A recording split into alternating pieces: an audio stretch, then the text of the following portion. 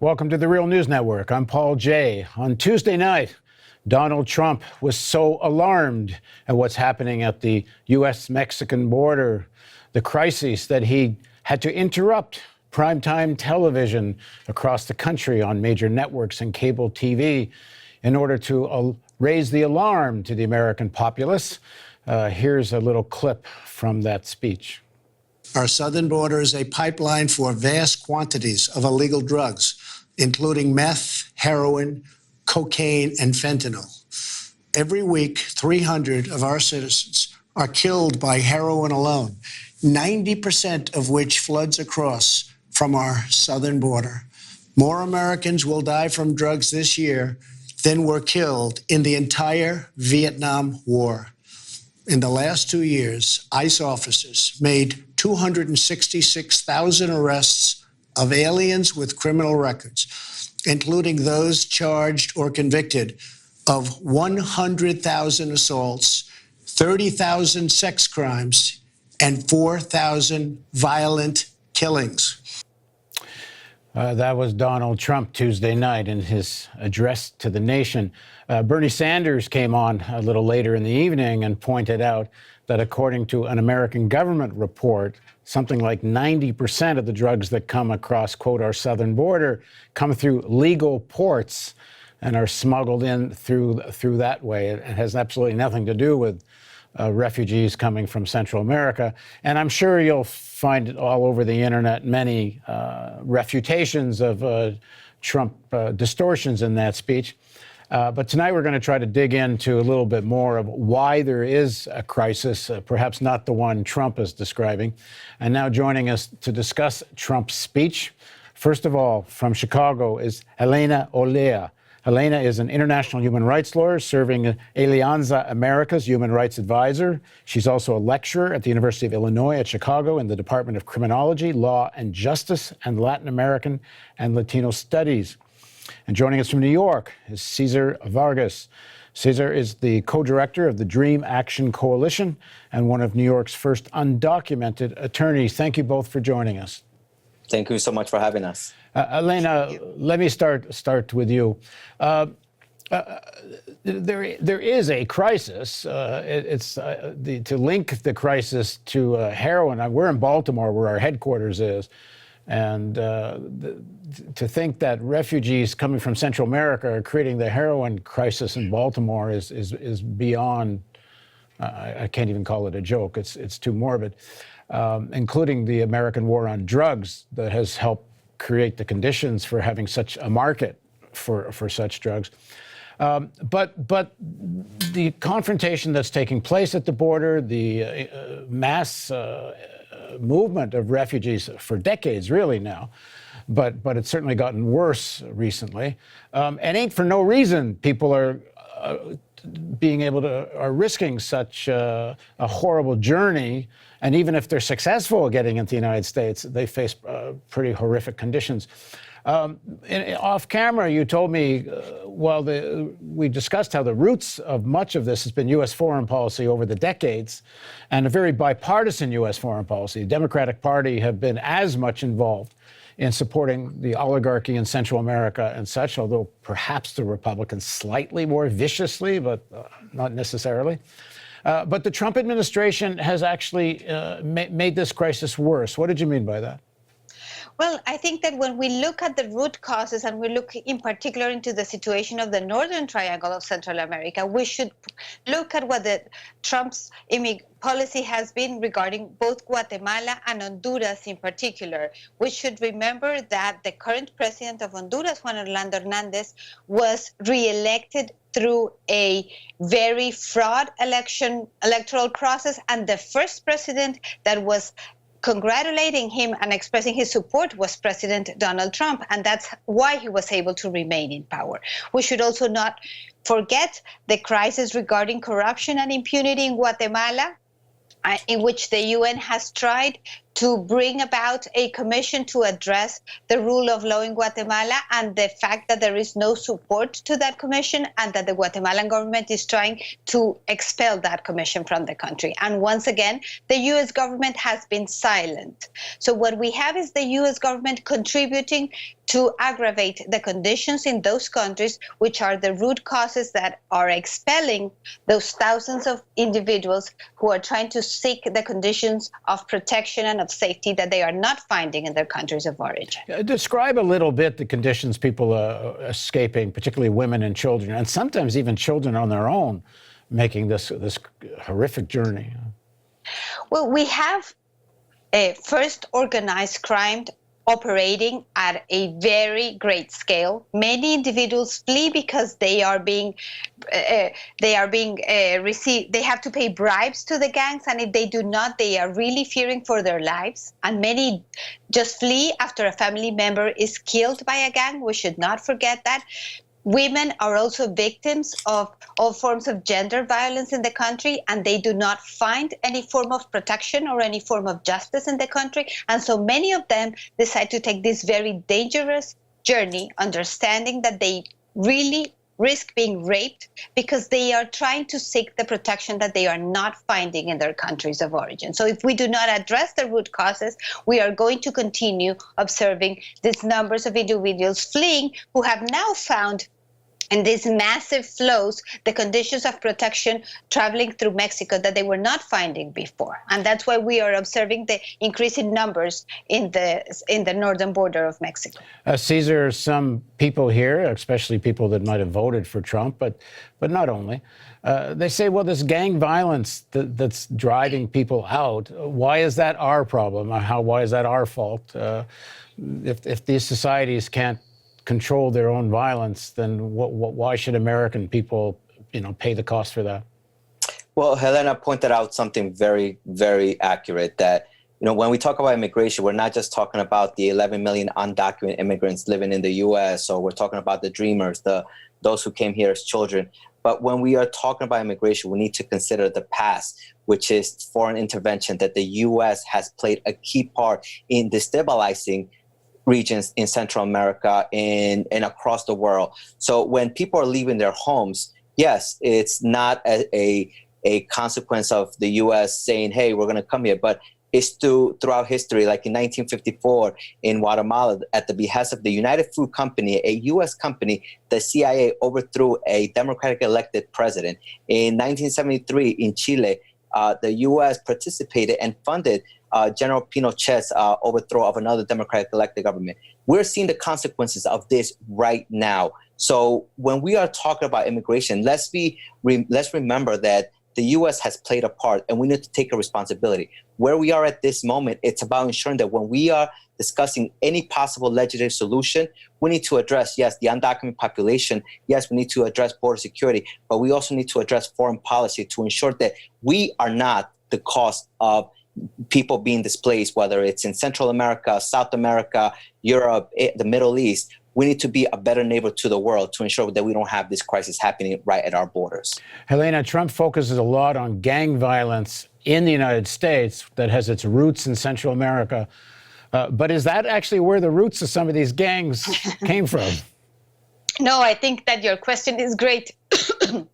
We should remember that the crisis started with gang members in the U.S. who were deported to Central America.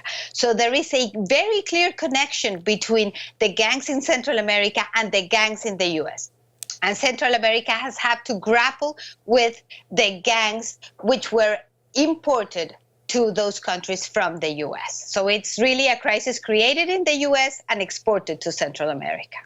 Now, it's several decades that there has been this kind of migration. There was a peak around, I think, in 2014, but it's continued. Why all of a sudden has this become such the issue? In terms of the size of the American population and the American economy, this is really small stuff. But it's become such a big issue, at least in terms of electoral politics.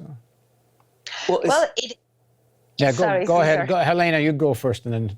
Well, I think that we have to remember, and the speech tonight was also a replay of the beginning of Trump's presidential campaign.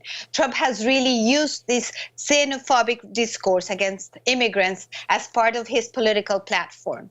And so this idea that immigrants are responsible for crime in the U.S. has been central to his political stance, and that's why he's bringing over and over again the same issue, and he's replaying this, as you pointed before, false facts in terms of the responsibility of immigrants for crime in the U.S., which are absolutely false. Cesar, I want to play you a clip from Chuck Schumer. This is a line that he sort of ended his counter to Trump with. The symbol of America should be the Statue of Liberty, not a 30-foot wall. The Statue of Liberty should be the symbol of America, not a 30-foot wall. It's a nice line. The problem is Chuck Schumer is the senator that's most closely associated with representing Wall Street and the values that actually led to a tiny percent of 1% controlling most of the wealth, not only in the United States, but of the world. And Chuck Schumer was very closely connected with Barack Obama, whose nickname was Deporter in Chief. The counter to the Trump wall that the Democrats are putting forward, which is what I think they want 1.2 or 1.3 billion to beef up border security and so on. They don't want a big 30-foot wall. But aren't they actually buying into the same kind of underlying assumption of what the problem is and what the solution is, even if it's a difference, maybe it's a difference in scale, but not really in substance? Absolutely. Both parties are at fault where we are at this moment. Both parties have contributed to this crisis, whether it's in 2006 when Senator Chuck Schumer, the person who's claiming that the U.S. should be represented by Statue of Liberty, well, he's the one that supported 700 miles of border fencing wall, you name it. It's the same still concept. And in 2014, when the Senate was debating comprehensive immigration reform, they also, him and along with some Republicans, put forward almost $40 billion for border enforcement, walls, and so forth. So yes, both parties are at fault. And at the reality where we are at this moment, President Trump is clearly fear-mongering and is distracting with what's an issue, which is an economy that favors the ultra-wealthy. When we are seeing CEOs getting paid 300 times in comparison to a worker that's making about $58,000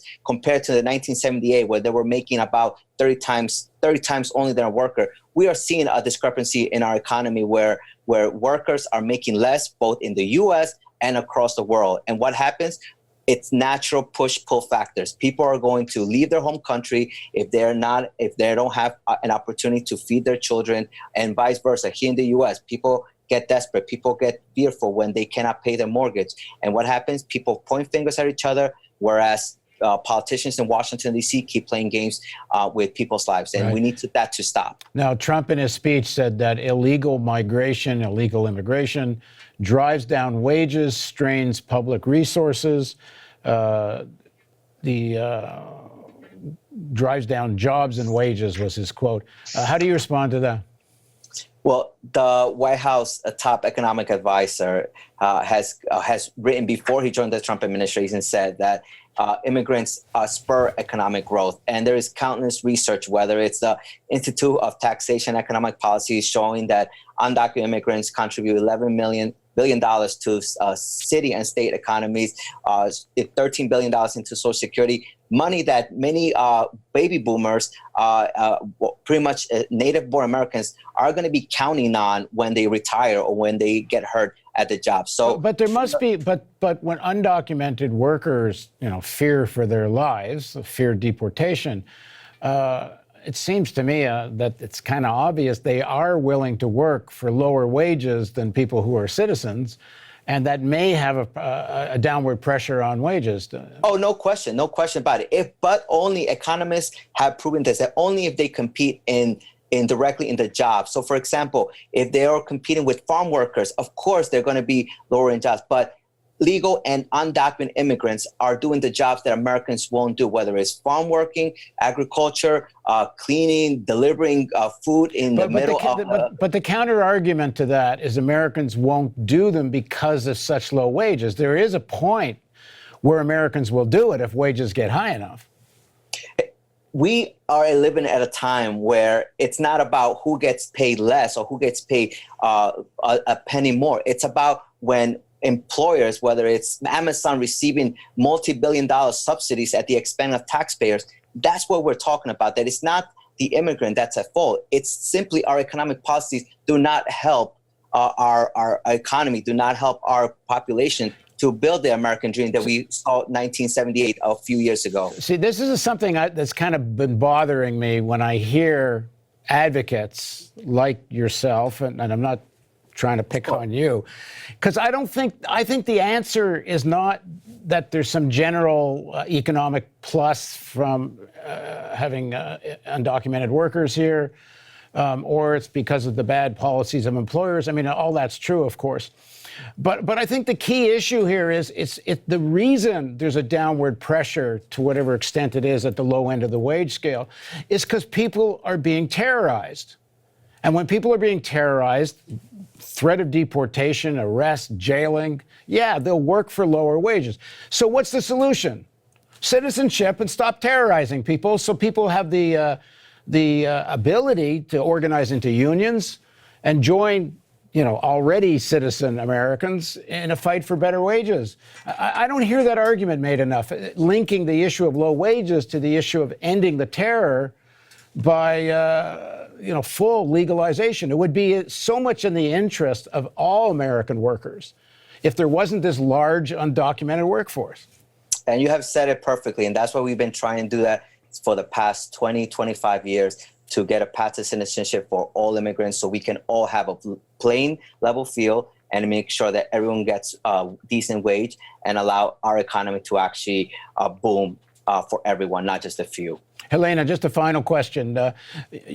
You were saying earlier off camera that you think the specific Trump policies at the border is making the crisis worse. What are you talking about? It's trying to deter asylum seekers from being able to request protection in the U.S. And he has put in place a number of practices, one of them named metering, which establishes a cap in the number of persons who are interviewed daily among those thousands that are waiting in the border trying to seek asylum to the U.S. So Trump is trying to deter asylum seekers by simply making them wait a longer period of time in Mexico, with the expectation that some of them may decide to ultimately seek asylum in Mexico, or that they may be deported, or something will happen. So this is a crisis that has been made by the Trump administration. He has also decided to put emphasis on some policies over another. He eliminated the priorities in terms of immigration enforcement. And so this is a crisis in the making by the Trump administration. And if we really want to address that crisis, then we should be looking into the humanitarian protection needs of those asylum seekers, not in deterring them. But Trump supporters will say that the facilities are overwhelmed by the numbers. But there are ways in which they do not have to remain in detention. They can be released immediately, and then they will not be overwhelmed. There are policy changes that can be made if we want to address our humanitarian and international human rights obligations. Okay, well, we'll pick this up again in another interview and talk more specifically what those things would look like. Thank you both for joining us. Thank you so much for having us. Thank you very much. And thank you for joining us on the Real News Network.